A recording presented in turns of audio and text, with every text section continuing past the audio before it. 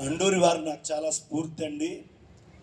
ఆయన ఎప్పుడు హైదరాబాద్ రారు కదా, ఒక్క 3 మాటలు ఆయనతోటి మాట్లాడే అవకాశం అడగడం కూడా ఓ 2 నిమిషాలు 5 నిమిషాలు అనలేదు, 3 మాటలు నాకు కలిగించేటటువంటి మాట్లాడే భాగ్యం. ఆగో అక్కడే ఉన్నాడు, మాట్లాడే భాగ్యం నాకు కలిగించండి అన్నాడు. నేను చెప్పా, అయ్యా వారు చాలా పెద్దవారు, నేను వెళ్ళి నీతోటి మాట్లాడించేటువంటి స్థాయి నాది కాదు, కాబట్టి వారు నీతోటి మాట్లాడాలని ఎప్పుడు అనుకుంటారో నీకు ఎప్పుడు అనిపిస్తుందో మీ ఇద్దరు కలిసినప్పుడు తేల్చుకోండి అయ్యా, మధ్యవర్తిగా నేను పనికిరాను అని స్పష్టంగా చెప్పా.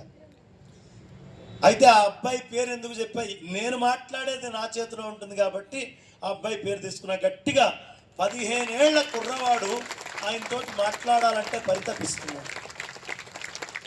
అంటే ఆయన హృదయము ఆ పిల్లవాడి హృదయంలోకి తీసుకొని వెళ్ళి ఆయన విజ్ఞానము సంతానము అంటే హార్డ్వేర్ కష్టపడి కంటే పుట్టేటటువంటి పిల్లలు పెరుగుతారు. ఆ సాఫ్ట్వేర్ పిల్లలు ఇలా లోపల నుంచి జ్ఞానము అనేది మనము సంపార్జించి ఈ అగ్గి పెట్టెతోటో మోహిని ఒత్తితోటో దీపం ఎలా వెలిగిస్తామో అలా వెలిగించేటటువంటిదంతా సాఫ్ట్వేర్. ఇగో ఇదంతా సాఫ్ట్వేర్ బ్యాచ్.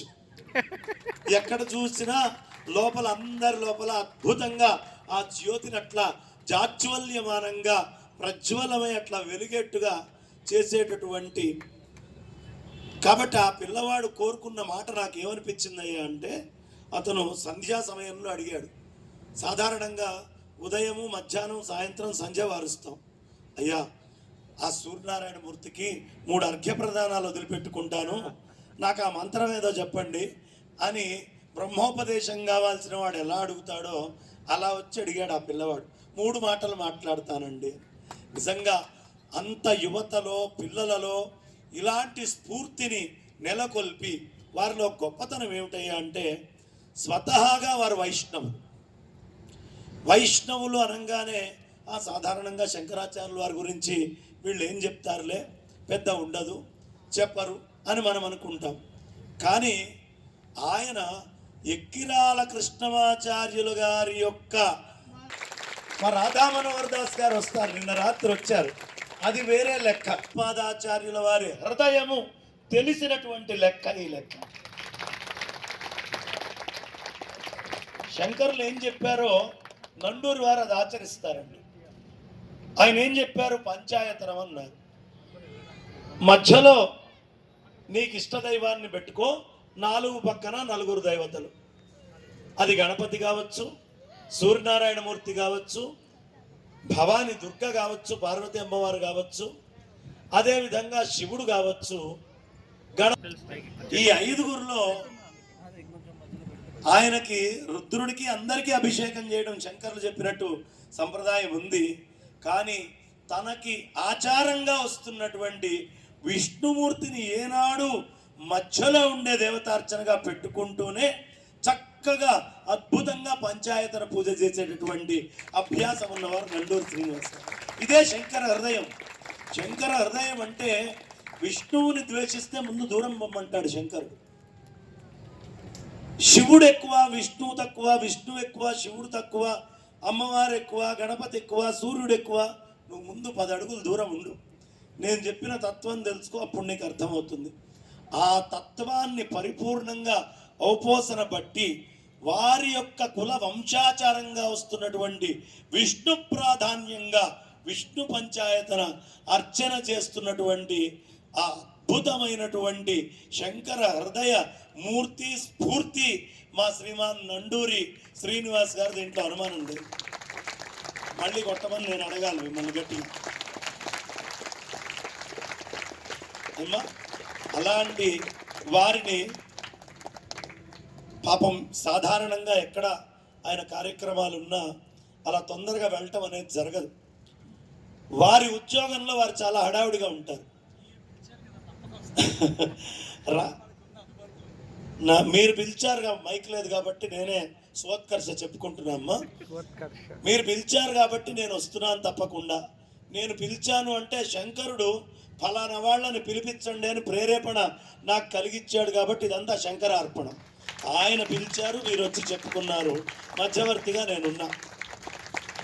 తండ్రి ఆ అన్నం అంతా తెచ్చి పెడతాడు, తినేవాళ్ళు ముందర కూర్చుంటారు, మధ్యలో ఆ మొత్తాన్ని ఏర్పాటు చేసి తల్లి వడ్డించి ఏర్పాటు చేస్తుంది. బయట వ్యవహారము, తినే వ్యవహారము మధ్యలో ఈ రెండింటిని అనుసంధానం చేస్తూ ఆ రెండు కూడా తానే అన్నట్టు చాలా అద్భుతంగా. అయితే నేను కోరుకుంటాను, మీకు ఎప్పుడైనా 3 రోజులు వరుసగా సెలవు వస్తే బాగుండు, ఓ వారం రోజులు. కారణం, ఒక సబ్జెక్ట్ని ఒక రోజులో న్యాయం చేయాలంటే సరే అద్భుతంగా చేశారు, కానీ వారు పూర్తిగా మాట్లాడితే ఇంకెంత న్యాయం అయ్యి ఉండేది. కాబట్టి ఒక 3 రోజులో అలా ఎప్పుడైనా మంచి సెలవులు కాగి మనందరి వేదాంతం వరకు ముందరికి వెళ్ళాలని కోరుకుందాం ఏమ్మా అని చెప్తూ, చాలా అద్భుతమైనటువంటి ప్రసంగాన్ని విన్నాం, కానీ తనివి తీరలా. కాబట్టి మళ్ళీ వారు ఎప్పుడు డేట్ ఉందని చెప్తే అగో ఆ తల్లి ఇలా ఇలా అని కూడా అనేసింది, తీరలేదు.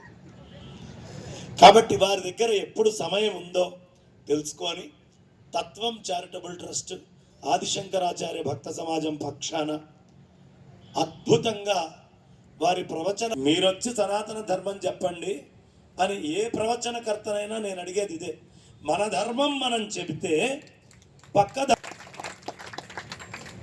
1000 సంవత్సరాల చీకటైనా ఒక్క దీపంతో సరి, అంతే కదా, వెలిగించంగానే పోతుంది. కాబట్టి ప్రవచనకర్తలందరూ హైదరాబాద్ మీద కాన్సన్ట్రేట్ చేసినట్టుగానే నేను కోరుకునేది ఏంటంటే, మొత్తం ఆంధ్ర రాష్ట్రంలో ఇవాళ ప్రవచనకర్తల యొక్క పని చాలా చాలా చాలా అవసరం ఉందమ్మా, చాలా అవసరం. ఒక 20,000 మంది వెళ్ళి ధర్మ ప్రతిష్ఠ చేయాలి గట్టిగా. లేదు అలా చేసేవాళ్ళు ఈ కార్యక్రమాన్ని చూసి వాళ్ళు కూడా చేయగలిపి, మేము కూడా మీతో ఉన్నాం, అడుగులు ముందరికేస్తున్నాం అని కలిసి ఇవాళ మన మీద జరిగే బయట కుట్రని ఆపుకోవాల్సిన అవసరం ఉంది. అది లీడ్ తీసుకుంటూ అందరం కలిసి ముందరికి వెళ్ళాలి. ఇక్కడున్న ప్రతి ఒక్కళ్ళు కూడా దయ ఉంచేదో ఉపన్యాసం ఉందంటే వచ్చి వినివెళ్ళటం కాదు.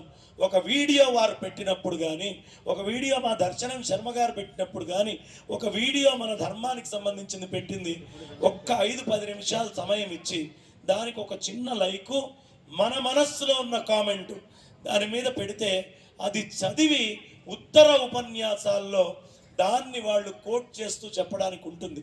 కాబట్టి స్తబ్దంగా ఉండద్దు, చేతనంగా ఉండండి, కామెంట్లు తీసుకురండి. అప్పుడు మన బలం ఎంత, పుష్కరాల్లో 67 కోట్ల మంది వెళ్తే ఇట్లా శాలువ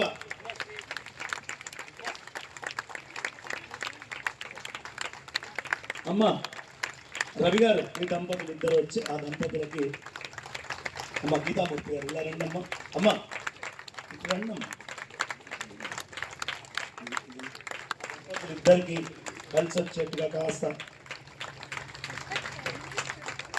మీరు ఇటు రండి, అటు కోసం నేను అందిస్తాను.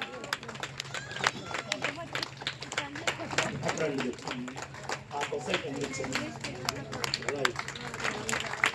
కూర్చోండి, కూర్చోవద్దు, ఇవాళ కథానాయకులు వారే, కూర్చోండి.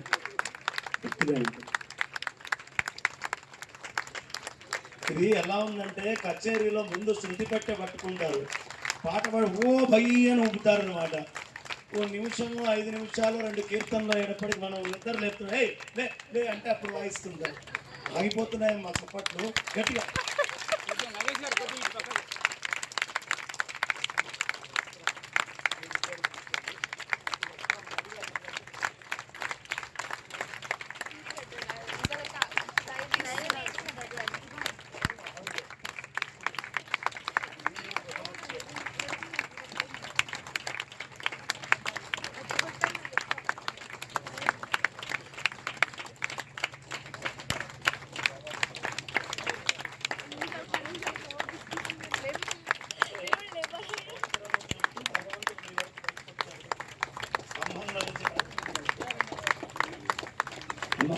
నాకు మళ్ళీ తగ్గిపోయింది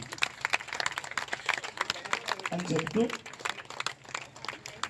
వారు బలవంతంగా మైక్ లాక్కుంటున్నారు. అమ్మా ఇస్తుంది మళ్ళీ ప్రవచనం చెప్పడానికి కాదు, మిమ్మల్ని భోజనానికి పంపించేస్తా, కానీ ఒకటి ఏమిటంటే, అయ్యా ఇందులో ధనం ఉన్నట్టుంది, నేను ఎక్కడికి ప్రవచనానికి కానీ ఏ వేదికకి కానీ వచ్చినా ఎప్పుడు రూపాయి తీసుకోను, అది చాగంటి వారి దగ్గర నుంచి నేర్చుకున్న సాంప్రదాయం.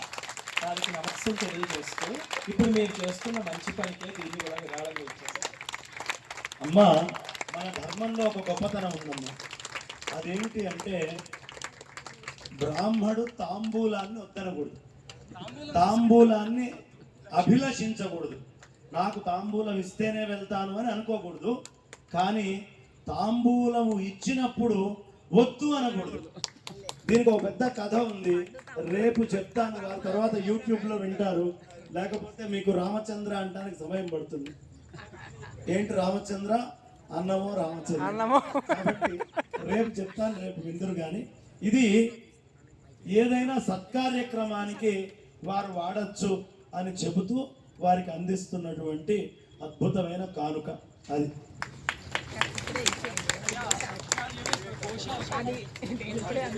అయిపోయింది నా చేతిలో. అంటే గోవులు నా బాధ్యత కాదు కదా, గోవులకి వినియోగించండి అని ఇస్తున్నారు. ఇచ్చానమ్మా, ఆయన పుచ్చుకుంటున్నామా.